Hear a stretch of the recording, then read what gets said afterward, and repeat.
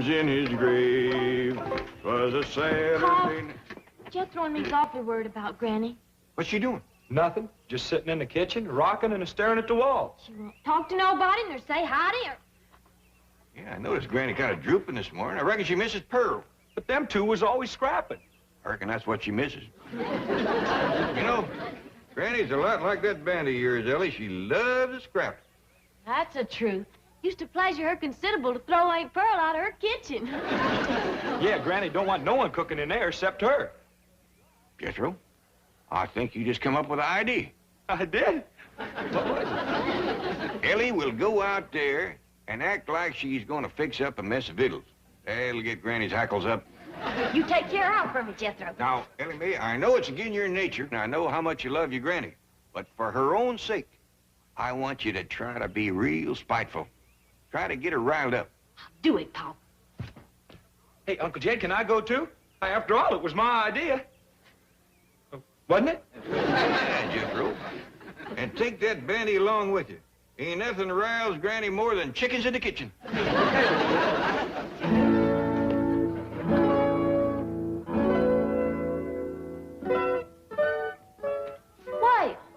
I'm gonna cook up a mess of victuals. That's what I'm gonna do.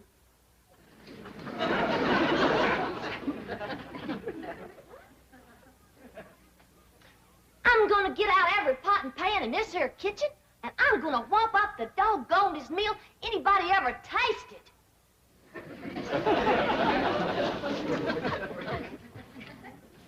Hi, Ellie. What you fixing on doing? I'm gonna cook up some victuals. Granny don't allow nobody to cook victuals in her kitchen. I don't care what Granny don't allow. I'm gonna cook up some victuals anyhow. I'll help you. Here now, what are you young'uns up to? Oh, we's gonna cook us some victuals. Why, you know Granny don't allow that in her kitchen. We don't care what Granny don't allow. We's gonna cook us some victuals anyhow. Jethro, is that a chicken you're holding? Yes, sir. Well, you better get shed of it right away. No, I mean outside. Ain't nothing riles Granny more than chickens in her kitchen.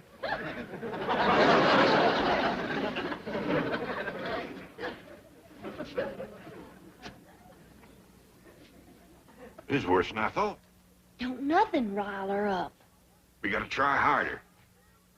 Ellie Mae, what you figuring on cooking? Grits. Grits? Why, your Granny just cooked a mess of grits last night. I know, Paul, but them was the worst mess of grits anybody ever cooked. Well, heck, I ate 4 great big heaping bowls. Ellie Mae Clampett, what a spiteful, riling thing to say about your Granny's cooking. Child is right, kid. I can't do nothing no more. I ain't worth the powder to blow me up with. Granny, I didn't mean it. Paul made me say it. Them was the best grits ever. They sure was, Granny. Like I was gonna tell you. I ate 4 great big bowls. But Uncle Jed, he wouldn't let me tell you. And he made me throw that chicken on you, too. I don't blame Jed for wanting to get rid of me. I'm just a useless old woman. I ain't good for nothing or nobody. My time has come. Now, Granny, hold on there. No, Jed. Just do me one favor. Send me back home. I don't want to die in this foreign country. Now, hush that kind of talk. Paul, you ain't gonna let Granny... Don't try to shield me from him, young'uns. Just make it quick and merciful, Jed. Poleaxe me. Well, I sure made a mess of that. Come on, maybe we can think of something if we go outside and put our 2 chicken brains together. Oh, come on, Uncle Jed.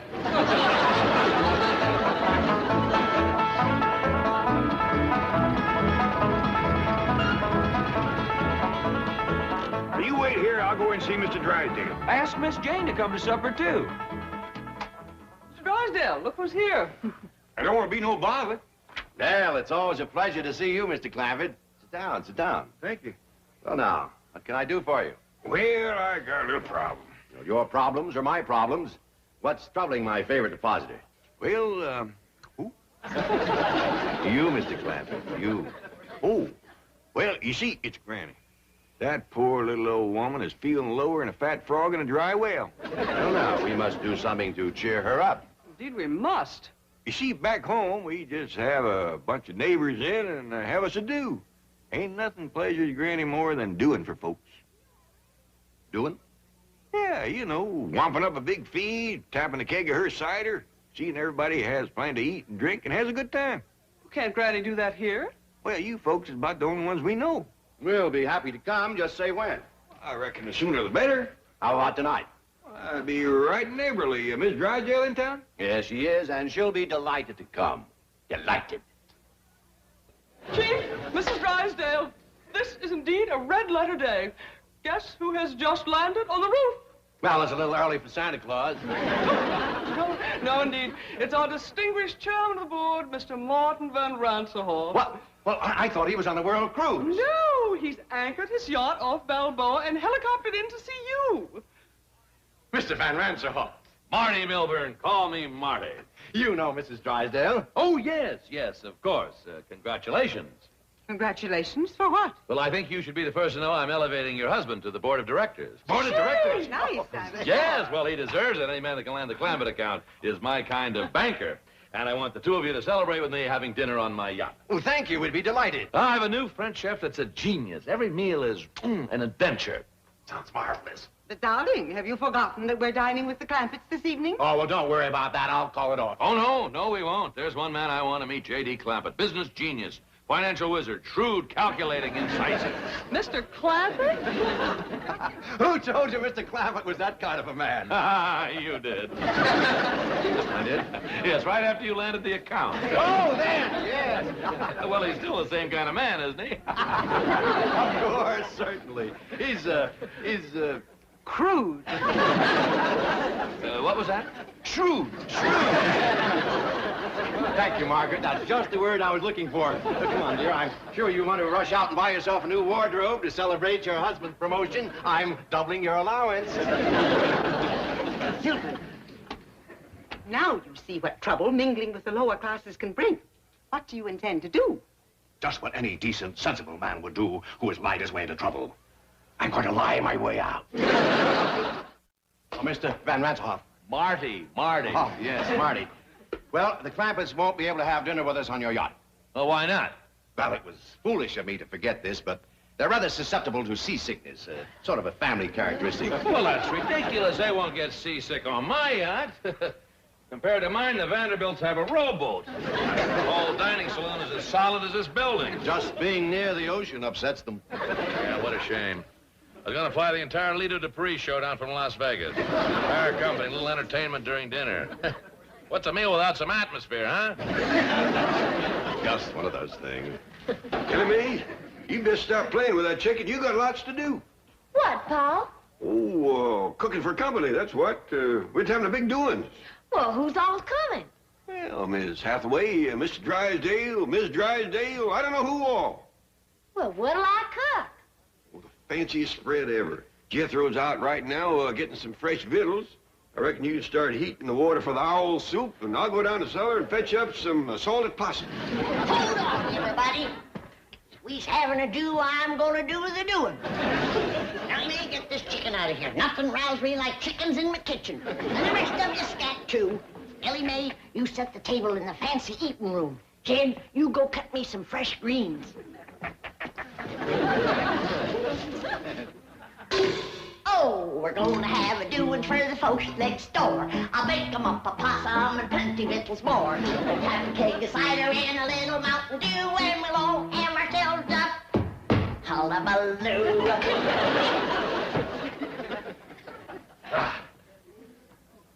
Look, there's a place out here called the Coliseum, isn't there? Yes, it's a stadium. Oh, good. We'll hire it for the night. Tell you what, we'll have a Roman bacchanal, see?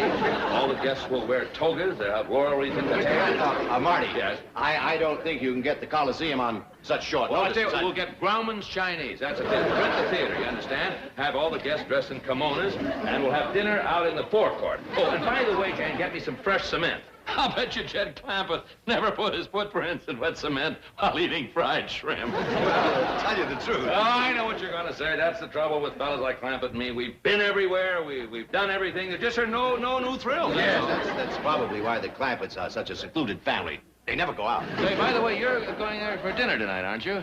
Well, yes, but... Jane, call them and ask if I could impose on their hospitality. I just got to meet the client. No, don't call. Well, why not? Well, they don't like to talk on the telephone. Now, I'll go up there in person and speak to them on your behalf. Oh, good boy, good boy.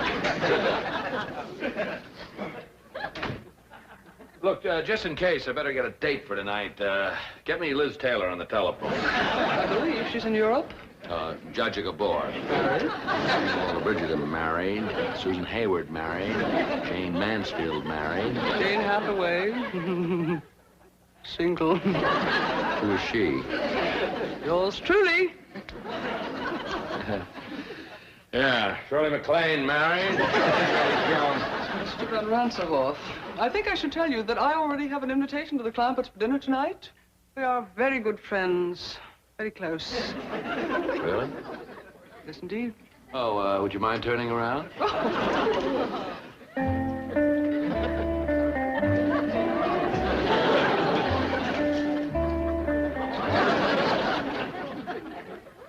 Debbie Reynolds is married. Mr.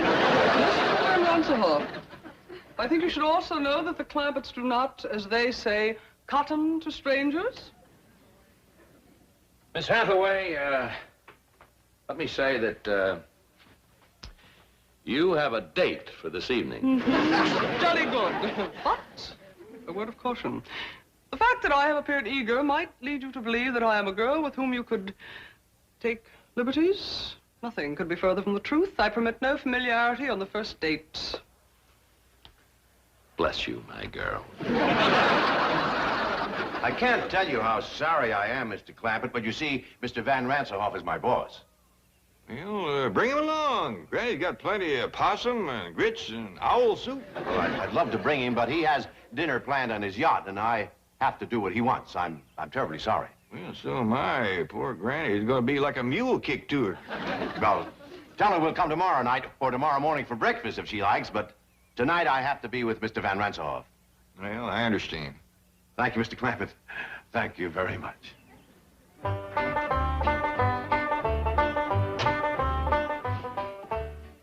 Better not bring these in to Granny just yet. When she hears the news, she's liable to commence flinging them. Give him a line, kid. Just heard the news. Now, simmer down, Granny. You can't catch Mr. Drysdale. He done gone.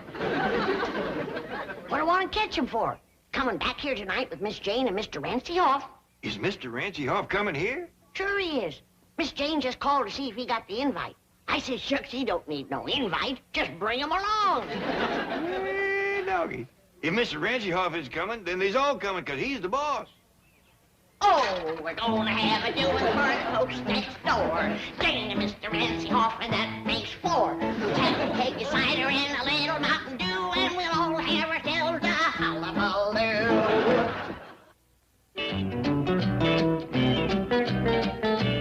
What do you mean Ranserhoff's going to the Clampetts? I'll be exposed. I'll be ruined. Chief, veritas vincit omnia. If that's the name of a poison, get me some. Clean, truth conquers all. Tell Mr. Van Ranserhoff the truth. Admit that you deceived him. Do you know what happened to the last man who admitted that to Ranserhoff? He is now working at the bank at Moose Jaw, Alaska. He goes to work in a dog sled. I have an idea. I am Mr. Van Ranserhoff's date tonight. I'll tell him the truth. I'll pick a romantic moment and seal it with a kiss. Are you kidding? He has a bank north of Moose Jaw.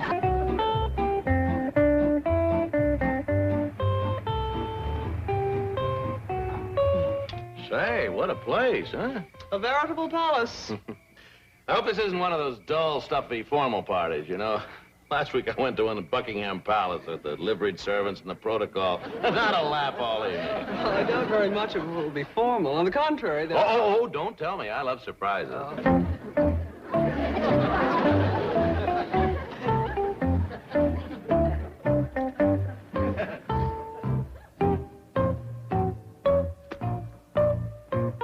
What are you doing?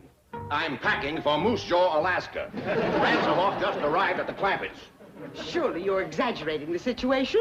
Margaret, one look at those hillbillies and I'm an Eskimo. Lady Clampett, may I present Mr. Martin Van Ranserhoff? How do you do, sir? Hey, they just call me Jed, and this here's Granny. Pleasure to know. How do you do?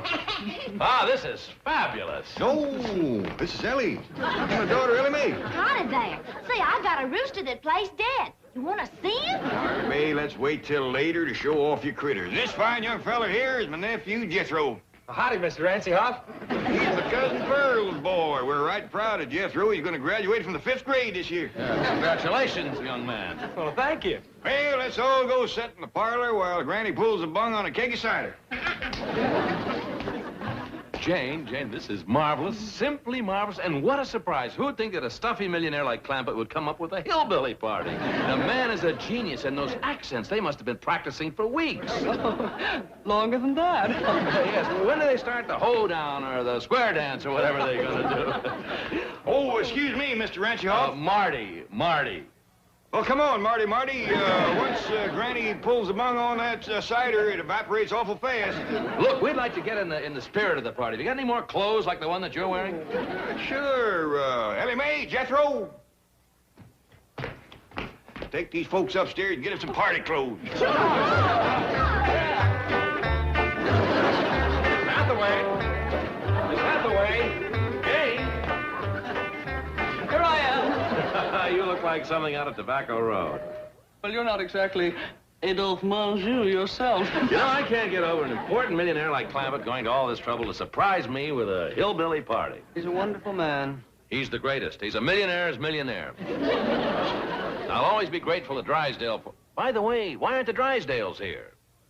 Well, that's rather a long story, Mr. Van Ransenhoff. Call me Marty the way Clampett does. That kills me. Well, Marty. Mr. Drysdale thinks you're going to transfer him to your bank in Moose Jaw, Alaska. Moose Jaw, Alaska?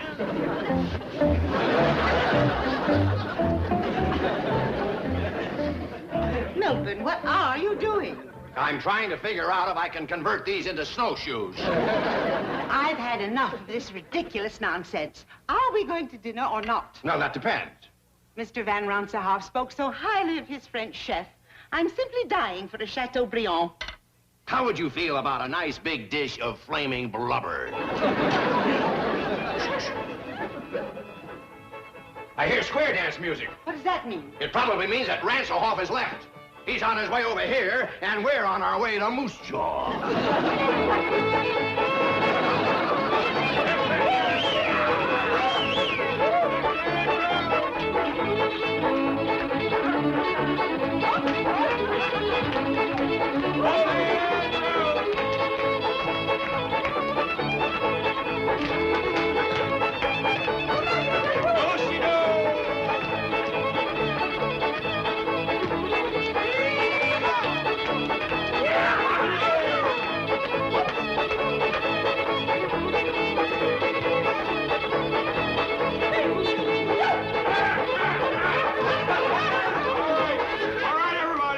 Says we can't wait no longer for the Drysdales. Her owl soup and chicken fried hawk is getting cold. This way to the fancy eating room. Owl soup and chicken fried hawk. What a sense of humor. Drysdale's missing the party of the year. A do-see-do.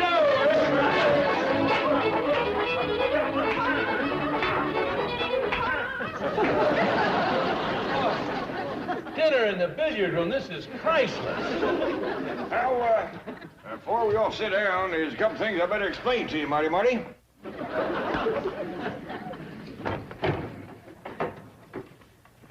Now, these sticks with the notches in them is the pot passers. And these pointy ones here is the meat stabbers. Is just dandy for stabbing stuffed crow.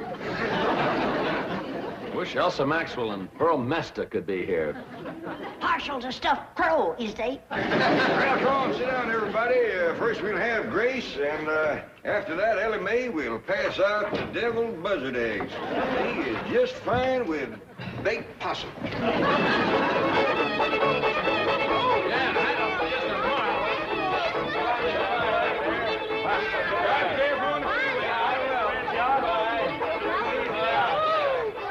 I tell you, fabulous. Is that fabulous? I tell you, I've been to parties all over the world, but this is the cleverest, the most original, and what food? Imagine calling roast pheasant au jus stuffed crow with gopher gravy. I noticed that you didn't eat much. Oh, the excitement of the evening. Yes, I must say, I don't blame you. I can hardly wait to get back from that around-the-world cruise, see what kind of party they're going to plan for me next. Oh, Marty. Granny says you seem so fond of her deviled buzzard eggs, she wanted you to have these to take home with you. Well, thank her for me. You bet I will. Good night. Good night. Good night. Is...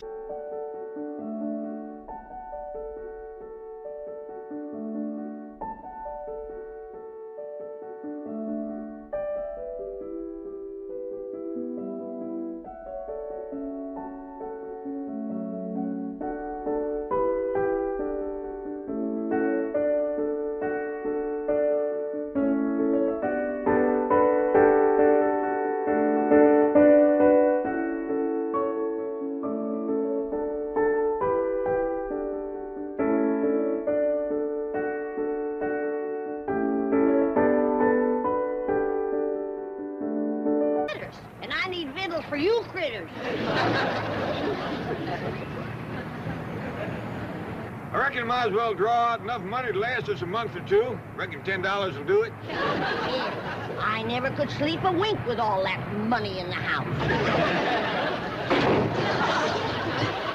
I told you not to drive with that hangover.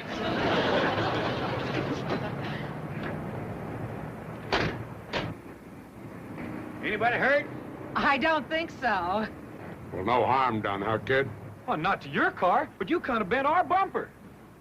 I reckon I can straighten it out, though.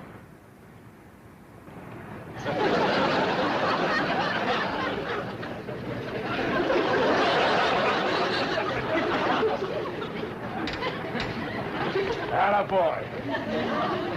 You going in the bank, old-timer? Yes, sir. I was planning to. Well, come with me. They know me here. Maybe I can do you some good. I hope you'll forgive my stupid husband. Had a bad day yesterday with the nags, and he got stoned last night. So now he's got to borrow some money to pay off his bookie. What's a bookie? A little rat called Sam the Collector. Oh, Jim could only stay away from the horses. Your husband likes horses, does he? Loves them, especially losers. Jed says a man who likes animals can't be all bad. Here comes Uncle Jed, Granny. Well, let's be on the way. Bye, ma'am. Glad there was no harm done. So am I.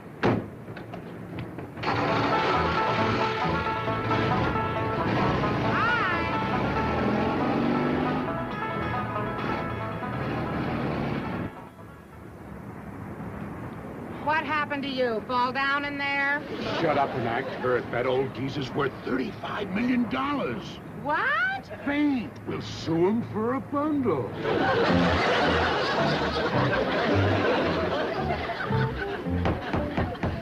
Case of Johnson versus Clampetts. Are the plaintiffs ready? We are, Your Honor. Are the defendants ready? Mr. Clampett, Yes, sir. please rise when addressing the court. Yes, sir, your courtship. Your Honor. Oh, just call me Jed. Mr. Clampett, let me warn you that any attempt at humor will be dealt with severely. You're being sued for $100,000. Do you consider that funny? No, sir. Very well. Are you represented by counsel? Am I what? By who? You have an attorney. A lawyer. Oh, no, sir. I see. You're appearing in pro per. You any objections? No, Your Honor. Not hearing no objection, I'll permit your defense. Well, thank you, sir. Okay, for the plaintiffs will make his opening statement. Thank you, Your Honor. Although my clients, the Johnsons, are really in no condition to appear today, I have persuaded them to come to court so that Your Honor can see the carnage wreaked by this criminally careless family of hoodlums. Oh, excuse me, young feller, but our name ain't Hoodlum, it's Clampett. That's all except Granny, she's a Moses, and Jethro, he's a Bodine. He's my cousin Pearl's boy. Pearl's back home right now with Jethro and his sister trying to get her married. She's 18 and still single. That is enough. That's the way my cousin Pearl feels. A girl passes 18 and her chances of getting a husband. Mr. Clampetts, will you please be quiet? Now, I'm going to excuse this outburst because apparently you're unfamiliar with court procedure. However, one more infraction and I will hold you in contempt. You be seated. Proceed, counsel. As I was saying, Your Honor, I have prevailed upon my clients to appear today, although at the cost of great personal suffering to themselves. Bailiff, if you please.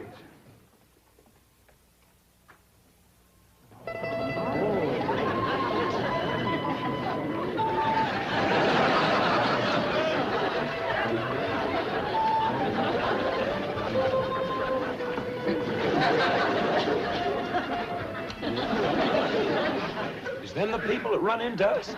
It sure is. What you reckon happened to them? Something terrible by the looks of them. Let's go see, can we comfort them? Your Honor, protect my clients from these ruffians. You got a terrible memory for names. We's Clampetts, except for Granny and Jekyll. Mr. Clampetts, I declare you in contempt of this court.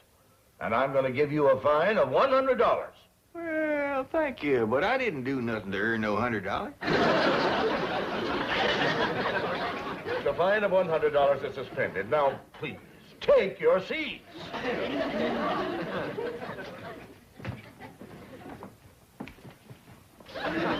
The attorney for the plaintiffs will proceed. Your Honor, the maimed and broken bodies of my clients speak more eloquently than any words of mine in condemning the criminal actions of this lawless family. What'd he call us that time? Lawless? I know a family named Lawless. Awful nice folks. Raised pigs. You will prove, Your Honor, that on the day and date set forth in the complaint, said defendants did willfully and maliciously crash into the plaintiff's car, inflicting upon the bodies of the plaintiffs numerous and grievous injuries, for which we ask the court to award damages in the amount of $100,000 to said plaintiffs. He can't even remember the Johnsons. He keeps calling them the plaintiffs. Well, two ways about it. When it comes to recollecting names, that young feller's pitiful. I want you to tell the court in your own words exactly what happened. Well, Mrs. Johnson and I had just driven up to the bank where I hoped to borrow some money for my favorite charity, the Horse Lovers of America. And although we've been married for 20 years, Mrs. Johnson and I are still very affectionate. Proceed with your testimony, Mr. Johnson. Well, being affectionate as we are, we sat in the car for a few moments to speak of our love. I love you, Jim Johnson. I love you, Mabel. What other man would borrow the money to help those poor old horses on their way to the glue factory? Well, I do what my heart tells me. Mabel! What is it, Angel? There's an old truck careening down the street out of control. Oh, Jim! He's heading straight for us! Well, have no fear. I'll protect you, darling. And that's the last I remember, Your Honor. Those monsters crashing into us in an alcoholic stupor. Fine, please. Court is recessed for 10 minutes. Who you reckon smacked into them people like that? I don't know, but they was driving something called a stupor. What do we drive, Jethro? I ain't sure, but I think it's called a Stutz. If we wasn't there, we could have helped them. Excuse me, mister. How do you get to the playground? Playground? Oh, yes, sir. He just called recess. Your Honor, please, sir, Mr. Judge. Yes, Mr. Clampett? Do you wish to question Mrs. Johnson? Oh, no, sir. That poor woman's been through trouble enough. I just want to say that me and my family here is right good at tracking and trailing and hunting. And we'd be right pleasured if you'd let us go out and hunt down them rascals that was so mean to the Johnsons. Mr. Clampett, do you expect the court to take those remarks seriously? Well, I reckon I did brag a little too strong on us, but if we can't catch them, We got a hound dog named Old Duke. He can follow a trail a month old. That's a fact, he can. Why, you just give Old Duke the scent, he can't get after it. Is it possible that you people don't realize that you are the accused? What do you mean? You are the folks who caused these injuries to the Johnsons. Us? Who says so? They do. That's a dad-blame lie. We wasn't even there. Bailiff, restrain these people. What do you mean, we're straight? You want to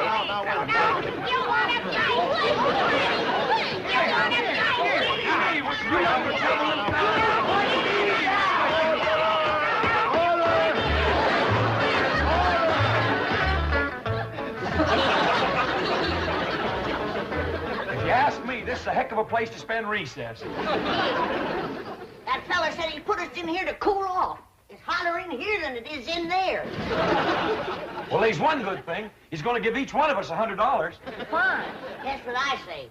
Fine and dandy.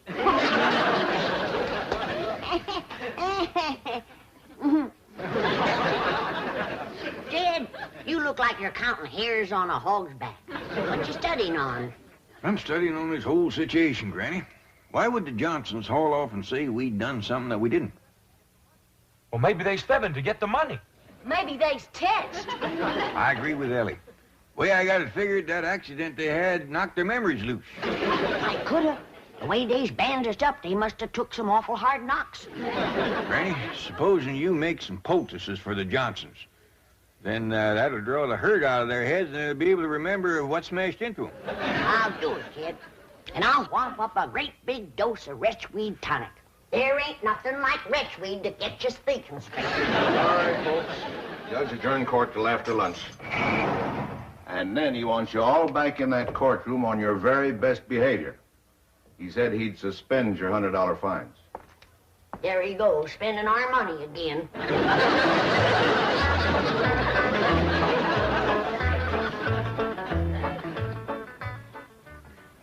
I'm going to ask the court for a judgment by default.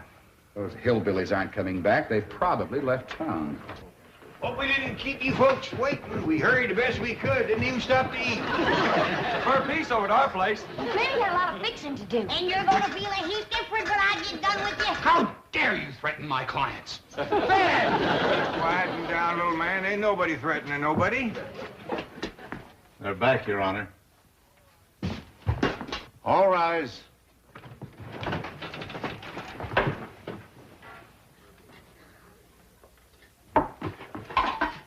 You can uncover the grits, but keep the lid on the baked pasta. Well, how about the chitlins? They're just as good cold. They sure is, Granny. Smells good, don't it, Judge? We'd be right pleasure to have you join us. Everybody, we got plenty. Thank you. That is very nice of you. Oh, not at all. You realize how long you've kept this court waiting? Yeah, I'm sorry about that, Judge, but we done the best we could. Granny was working like a whirlwind, baking possum, cooking grits, making tonic, and fixing poultices. I am not interested in what Granny has been doing. I wouldn't rile her up if I was you, Judge. Not on an empty stomach. Granny gets right ornery when she ain't eat all day. I am also not interested in her dietary idiosyncrasies.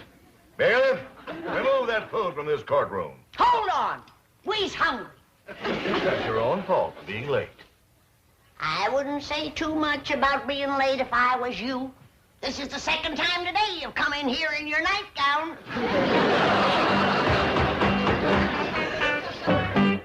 Granny, I understand that you make very good moonshine whiskey. I call it my rheumatism medicine. I see. But it is quite potent, quite strong. Well, you don't want to stand too close to a fire when you uncork it.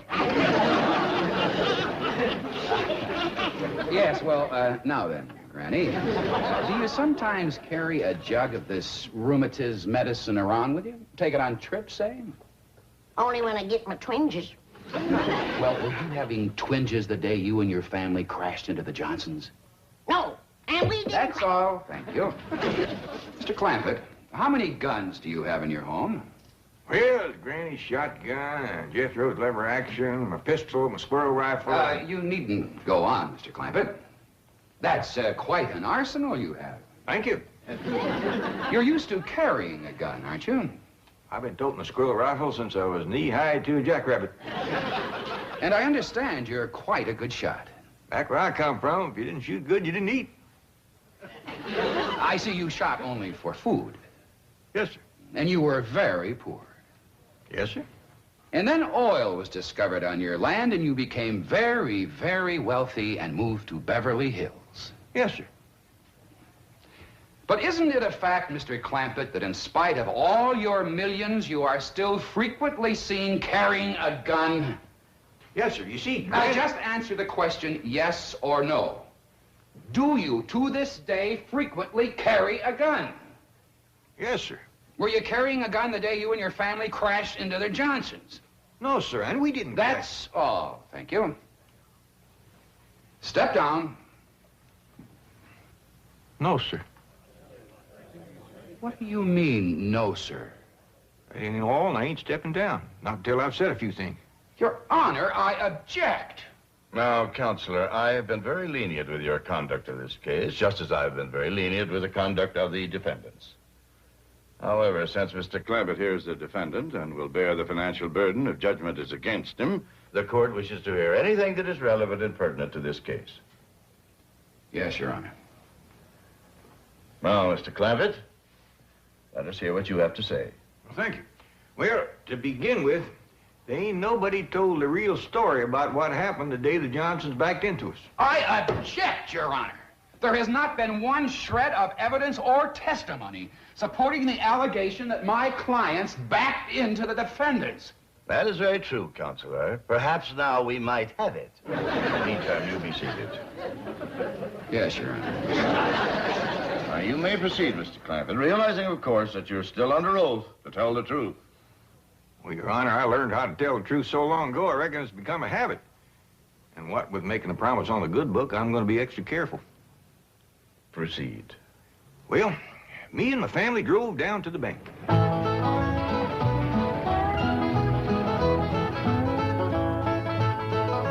And then we drove on home, and that's the last we seen of the Johnsons till somebody come to the house and told us to come down here to the courtroom.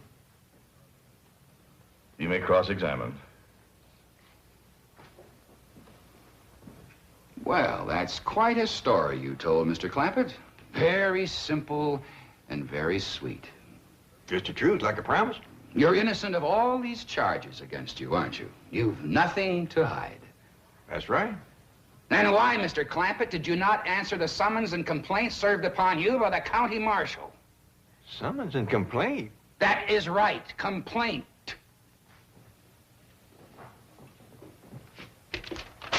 This is a complaint, Mr. Clampett. In fact, it's a copy of the one delivered into your hands. Is that a complaint? It is. Why didn't you answer it? Would you mind reading that first line there? The people of the state of California send greetings to J.D. Clampett. That just didn't seem like no complaint to us. And as for answering it, well, Jethro says there's pertinent near 18 million people in California. We just couldn't hardly see how we could get around to greeting them all back. Any further questions? Not right now, Your Honor. Court will recess for 30 minutes, after which we'll hear final argument.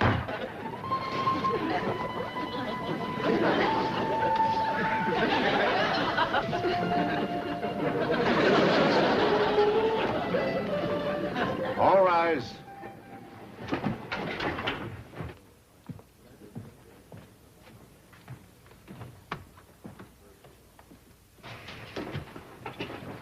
Counsel for the plaintiffs ready for his final summation? Yes, Your Honor. Your Honor, sir, Mr. Judge, could I say something that might save us all a lot of time? You any objections? No, Your Honor. Proceed, Mr. Clampett. Well, sir, if it's all right with you, I'd like to go ahead and give that $100,000 to the Johnsons. Do you admit the claims made by the Johnsons? Well, no, sir, it don't. But he deserves the money, and I can afford to give it to him more if he needs it. Would you mind telling the court Why you think he deserves it?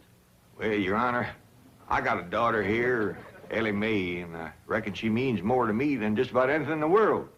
And during the recess, when I seen Mr. Johnson with his daughter and seen how much he loved her, just like I do Ellie Mae, well, it kind of tore at my heart. What daughter? Shut up. There he was in his wheelchair in that little room across the hall, and in walked this beautiful girl with the long red hair, and I knowed right away she was his daughter because she walked up to him and she says, "How's it going, Daddy?" Judge, Your Honor, with no nurse to help him, that brave man got to his feet and stood there straight and tall so she wouldn't see he was suffering. And he hugged her and he kissed her, and right then is where I found out she was a heap like my daughter, fond of critters. Because he said, "Marcia, darling, when I get this 100,000, I'm going to take you to Mexico and we're going to watch the ponies run." Take enough for that. Your Honor, these developments surprised me as they did you. I asked to be relieved from the case at once. Request granted. This court finds for the defendant. Bailiff, bring those plaintiffs back into this court immediately. They're to be held for perjury.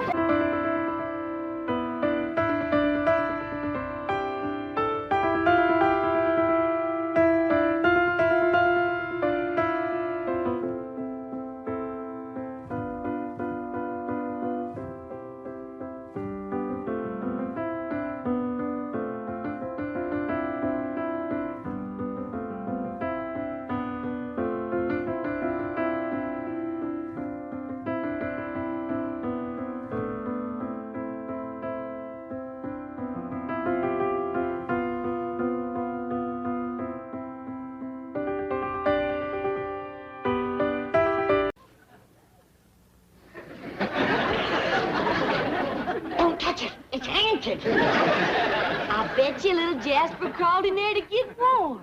Who in tarnation is little Jasper?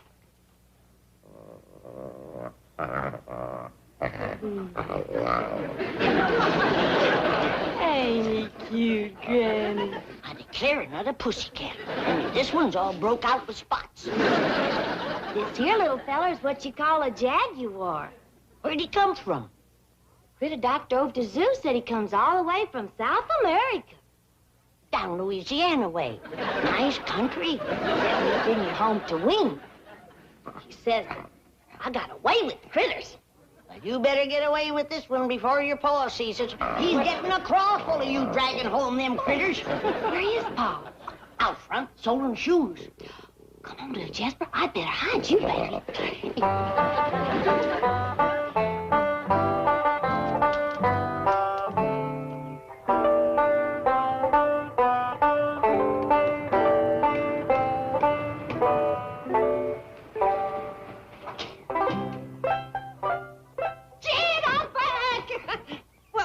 It's me, Pearl. Don't you want to kiss me? Just didn't want to nail us together, Pearl. My doggies, it's good to see you. It's good to be here. I thought I heard Pearl's voice. Granny! You old rascal, you surprised us. How are things back home? Fine as frog's hair. Why didn't you let us know you was coming? We'd met you at the airport. Oh, Daddy spoiled the surprise. Besides, I didn't want to take Jethro out of school. And Mr. Drysdale offered his limousine and livered chauffeur. Thanks a heap. Honey, May, it's good to see you. Well, tell us all about Jeffrey getting married. Did you have a big fancy wedding in your parlor? Sure she did. Pearl's been planning that for years. It didn't quite come off the way I planned it. What happened? You know, I had Jeffrey all set to marry Albert Ledbetter, that tall spring bean of undertaker over to Ripley. Good, steady fella, Al. Best undertaker in the whole county. Only undertakers in the county. Nice feller, too. Oh, Granny, I wish you could have seen the way he decorated my parlor. Well, you couldn't walk for the flowers. They weren't all strictly fresh, mind you, and some of them still had the black ribbon, so. Oh, flowers is flowers. Al never was one to waste nothing. Well, what happened, Aunt Pearl? Didn't Cousin Jethrine marry up with Undertaker? Stood him up elope with another man. There goes my free funeral. Well, tell me, Pearl, who'd Jethro elope with? That drummer from Joplin, Jasper Depew. Why, he weren't no more than half her size. I reckon love ain't measured by a yardstick, Granny. And they do look happy. Sent me a snapshot from Turnersville. That old Al, that better take it, Pearl. Jethro stand him up like that. Took it right nasty, Jed. He backed his hearse up to the door and hauled away every single flower. Where'd he take her? Straight over to Elverna Bradshaw's parlor. He up and married her daughter before them flowers could wilt. Al never was one to waste nothing. Jed, I gotta have... Hello, son. Ma! Come and see. Jethro, put me down. Jethro, what are you doing home from school in the middle of the morning? Did you hear your ma was coming home? No, Uncle Jed. They just found out over at school that I ain't got no certificate of health. What's that? That's something that says that I'm healthy. I'm say you're healthy. Now go on back to school. I gotta have an examination first, Granny. Stick out your tongue. You're healthy. Get back to school. Granny, I reckon he's got to be examined by a doctor. I've been doctoring better than 60 years. It's gotta be a doctor that's what they call a MD. What does that stand for? Mr. Doctor, I reckon. Well, I'm a MD. Mrs. Doctor. Granny, maybe he ought to do like the school says, huh? City doctors. Trouble is, we don't know no doctors. Well, I know the critter doctor over to the zoo. Jethro's a human being, Ellie Mae. Thank you, Ma. Why don't we ask Miss Drysdale? I hear tell she's been to every doctor in Beverly Hills. Hey, Marie, the maid, told me about a doctor she's been going to for 7 years. He must be a crackerjack. What's his name? Let me think. It commences with D. I got it. Dr. Twombly. Twombly don't commence with a D. Well, doctor does. Jethro, you run upstairs and take a bath and put on some clean underwear and get over and see him. Okay, Ma. I sure hope Dr. Twombly don't examine his brains.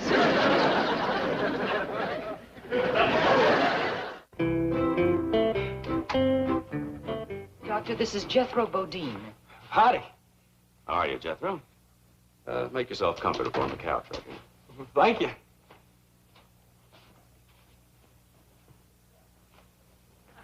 Well, would you like to tell me all about yourself and why you're here? Well, why I'm here is that I can't go to school till I get examined by you. Just lie back and relax. Well, thank you. Now, suppose you tell me about this problem you're having at school. Well, my biggest problem is staying awake while the teacher's talking. Well, that might be nothing more than a benign subconscious rejection of authority represented by the teacher. It doesn't mean that you necessarily lack interest or capability or intelligence. Above all, you mustn't let this cause you any distress. Together, we will probe into the underlying causations and...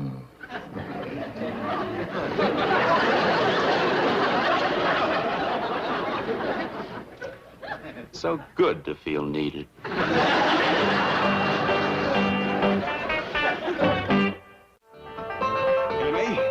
this little critter just scared the living daylights out of your Aunt Pearl. Now, something tells me it just might be yours. I'm awful sorry, Paul. I plumb forgot I hid him in Aunt Pearl's dresser drawer. He just loves to get in betwixt clothes and snooze. Give me a terrible start, Ellie. I thought it was a fur muff, and I started to stick my hand in, and he bit right down on it. Oh, I let out a yell, I can tell you. I heard you clean down to the cement pond. You're yodeling better than ever. Granny, I reckon a ornery critter like this ought to be outside instead of in the house scaring folks. Oh, leave her, stagehead. I'm commencing to like her yodeling. Oh, Granny. Has anybody heard anything of Jethro? He's been at that doctor for a good spell now. Ah, rest easy, Pearl. There's a lot of boy that examine. Now, Jethro, during your few waking moments, you have managed to tell me that your mother's a widow. Oh, yes, sir.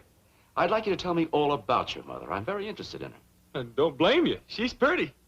That's fine. Now then, Jethro, what's your relationship to your mother?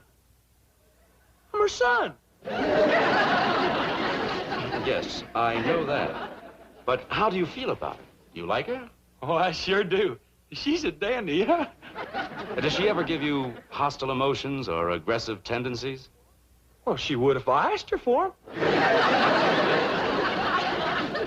Yes, well, suppose we talk about your father. Do you remember him? Oh, yes, sir. He used to take me hunting. Taught me how to shoot with a rifle when I was just a little feller. Oh, you were good buddies when he was alive. Oh, yes, sir. Did you miss him? I never shot at him. Well, suppose you tell me about the rest of your family. Do you have any brothers? No, sir. But I got a sister that's got one. Well, that would be you, Jethro. No, sir. Her name is Jethrine. Why don't you go back to sleep for a while? Oh, Granny, wait till you see what all's in here. Every last thing you asked me to bring back from the hills. Oh, bless you, Pearl. Coon root. Pearl, you'll never know how I needed this. When you simmer this in slippery elm tea, it is first rate for chills and fever. Dried crawdad tails. Big rascals, too. When they is ground up to powder, you can't beat it for easing headaches, curing warts, and seasoning sauerkraut. Catfish whiskers. Oh. Soap water. Oh. Dogwood bark. Oh. And the skins from 3 full-grown newts caught at midnight under a full moon. You ain't gonna believe this, but you just can't buy these in Beverly Hills. That's a fact, Pearl. Jethro drove me up to 5 big department stores out here, and not one of them had a newt skin. When it comes to charms and potions, you might just as well not commence unless you got the midnight moonlight caught fully grown newt. Pearl, did you do all this gathering yourself? Oh, no, not yet. I had company, especially for the midnight moonlight newt hunt. Anybody I know? Oh, 3 of the most marriageable men in the hills. Well, that'd be Jack Cantrell, Widower Lloyd, and Old Man Casey. Oh, he ain't so old. I declare, I had to watch out more for him than the newts. I'm surprised you didn't get married while you was back home, Pearl. I had plenty of chances, Granny, but I got sport living out here. So I'm gonna hold out for one of them good-looking, snappy-dressing, money-spending Beverly Hills fellas. Bye. Well, what'd the doctor say? Are you well? Are you healthy? I never did find out. But when that Dr. Twombly heard that you was my ma, that's all he talked about from then on. Talking about me? He must ask a dozen questions about you. But Jethro, I don't even know the man. Well, he sure knows about you. And he'd like you to come to his office to see him. When? Well, he says the sooner the better. And he's a good looker, too. Bet you Mrs. Drysdale told him about me. I'll hurry and put on my star-bought hair and my society dress. Jethro, this Dr. Twombly a pretty nice fella? Yes, sir.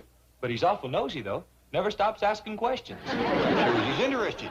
But there's one thing about him I ain't gonna like. He's a messy writer. Yeah? Yes, sir.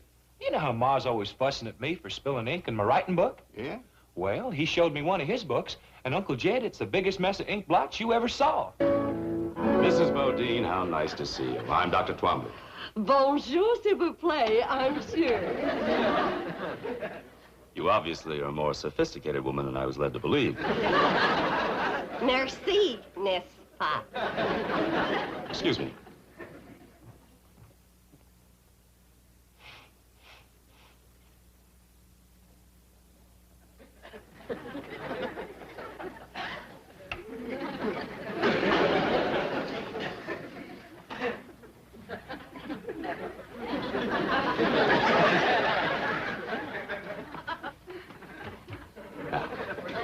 Step over to the couch and and make yourself comfortable. Oh, sit down. Sit down.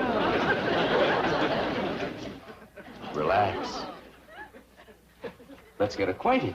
You get the wrong idea just because I talk French. Oh, Dean, you don't. You bet I don't. Here you are, Doctor. And I postponed your golf date until 3. Thank you. Dr. Twombly?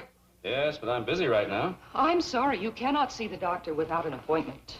I wouldn't count on that, ma'am. It might be a good idea for you to leave the room. Who are you? Name's Jed Clampett, blood cousin to Pearl Bodine. Good. It's all right, nurse. Mr. Clampett, I'm glad to see you. Before I shake your hand, maybe I better speak my piece. By all means. Sit down. I'd rather stay on, thanks, and I'll get right to the point. Back where I come from, we don't take kindly to anybody trifling with our female kinfolks. But, Mr. Clampett, I take into account that this is a big city, and your ways are probably different than ours. When my cousin Pearl tells me she hadn't no more than said howdy, and you commence pulling her to the settee, by doggies, that's dropping a rusty bucket down my well. Mr. Clampett, you don't understand. I do this every day. I'm a psychiatrist. But I'd try to get cured of it if I was you. Because you're liable to wind up bad hurt. Let me explain and apologize for the mistaken impression. You can come out the house, explain to Granny, and apologize to Pearl. I'd love to come to your house. I want to meet every member of your family. Well, that'll be fine.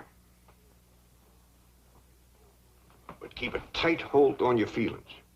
I reckon Cousin Pearl can look after herself, but I got a daughter, Ellie Mae, and I catch you making one move in her direction, you're gonna find yourself weighing about 3 bullets heavier.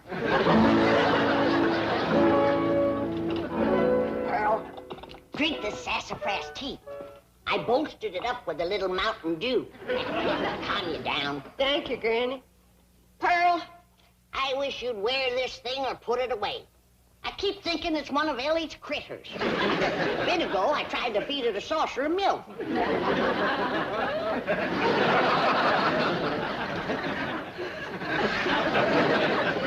Pearl? You do something different to your hair? Oh, Pearl, Jethro and me brought that Dr. Twombly home here so he could apologize to you. Oh, I got it.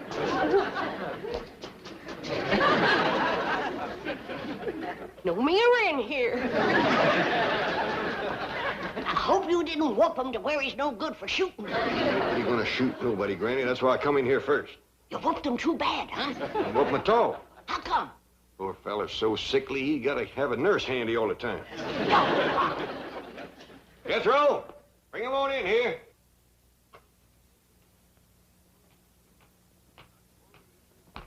Dr. Twombly, this here is Granny. I'm pleased to meet you, Granny. He don't look too sickly to whoop. You want me to whoop him, Granny? You go look for some chores. What, for instance? Put some air in the truck tire. They won't hold no more air, Uncle Jed. Well, then let some out and then put some in. I never get to do anything I want to do. Somebody's always saying, do this, do that, put air in, take air out. I don't know. Granny, where's Ellie? She's out back running a new Jaguar around the yard. Well, I'll go fetch her. I reckon you'll be safe with them. Sit down, Doctor. Thank you. So, you call yourself a doctor, do you? Well, I do hold several degrees. All right, Doctor.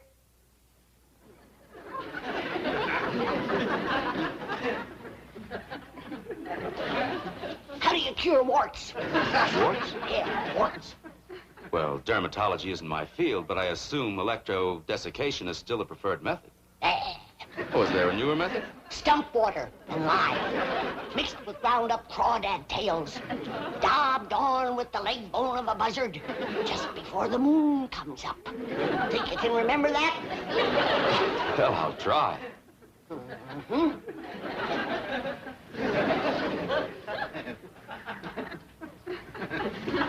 How do you cure quinsy? Quinsy? Tonsillitis. No, that wouldn't cure it. It's an inflammation of the pharyngeal area. I don't care what you call it, that wouldn't cure quinsy. Quick, what kind of poultice for rising in the ear? Poultice? What's acidity for? Well, How would you cure the vapors? What about the drowsies? Aching joints, stone bruises, corns, dander, twinges, and proud flesh. These things are outside my field. A doctor goes where he's needed. He don't just stay on his own land. Now, you sit right back down. Remember what I told you. Hey, this here is Dr. Twombly. Howdy. How do you do? Are you the young lady with the new Jaguar? I sure am. You want to see it? Well, yes, I'm an enthusiast myself. Is it in the garage? Yeah, right in the yard. Come on. Now, you sit right there. LMA, bring it in the house. A Jaguar in the house? Is it all right, Paul? Yeah, as long as you don't take it upstairs again.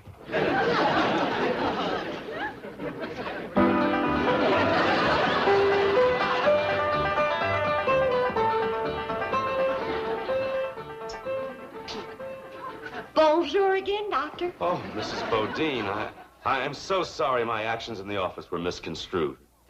They was downright forward, but if you want to court me proper, you can come into the parlor. Uncle Jed, looky here. How'd that happen? Well, I was blowing air into it like this here.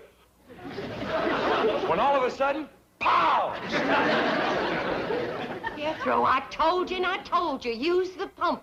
You always bust the tires when you blow them up by mouth. Okay, Ma. Hey, is he gonna be my new daddy? Me? I reckon that's up to him, Jethro. We do have a nice parlor for proper courting. Watch out, Pearl. Here comes Ellie and her Jaguar. Well, goodbye, folks. It's been weird. Doctor, wait, we got a big couch in the parlor. As I suggest you get on it, all of you. I'll send someone over. Well, he run out on me.